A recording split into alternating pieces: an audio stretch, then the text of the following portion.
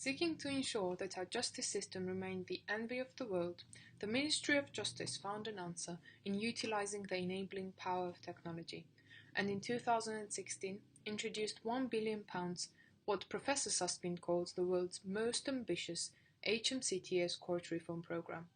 By examining the efficiencies provided by tech solutions, by analyzing the increased access to justice provided by legal tech startups, and lastly by looking at the impact of virtual hearings on the process, the purpose of this presentation is to demonstrate that technology and innovation have made the UK justice system more efficient and more accessible.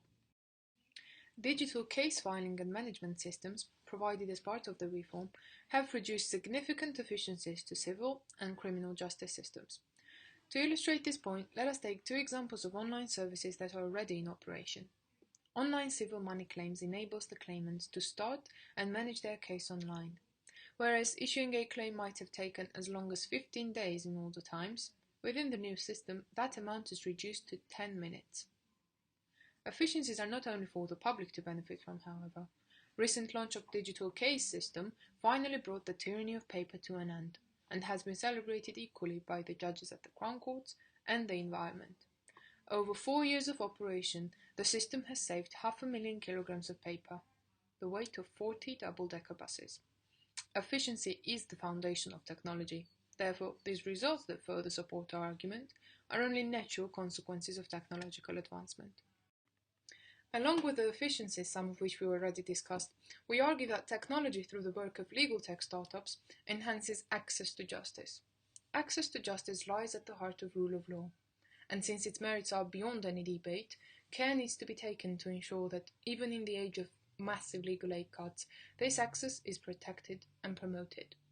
While there is a wider academic consensus regarding the power of technology to produce efficiencies, the opinion is torn when it comes to its capability to increase the access to justice. Some argue that technology further adds to the inequality of resources available for commercial legal market on the one hand and low-income practices on the other. Professor Roger Smith notes, family, housing, employment, immigration and asylum work will continue to be done by lawyers and paralegals still toting unruly books and papers, while everyone else has gone digital and is brandishing iPads. While that might be the initial impact of introducing technology to the legal domain, although it is still at least slightly exaggerated, it is by no means a sound justification to reject innovation, and will by no means be the final scenario. Recent trends already indicate this. Legal tech startups that are on the market right now empower people with learning disabilities, crowdfund class actions, aid group litigation, diverse groups of public whom these platforms are aimed at, alongside the generally increased motivation of startups to develop products for non-profits, effectively counter that criticism. Finally, we come to virtual hearings. Not to mention the fact that during COVID-19 pandemic, remote hearings were the only means and access we had to the justice. Video hearings are offering access to justice to the ones that are currently excluded from it, namely 8 million adults with limiting long-term conditions, impairments and disability.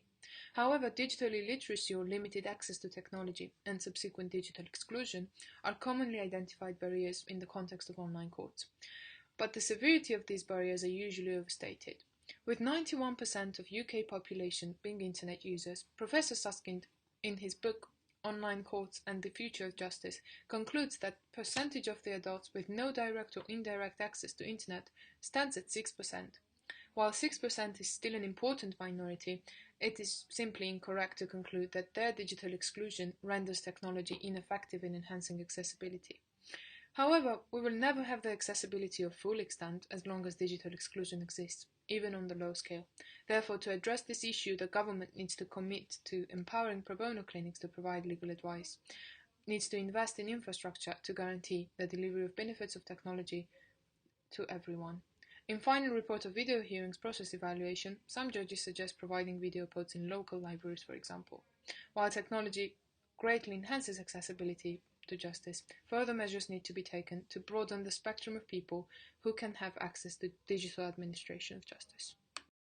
In conclusion, whereas efficiencies provided by digitization of procedures are more easily quantifiable, the accessibility of justice has gone great improvement through innovative ideas of legal tech startups on the one hand and through the implementation of virtual hearings on the other. 10 years on after legal tech first appeared, and our justice system is more efficient and more accessible, all thanks to technology and innovation. Thank you for your attention.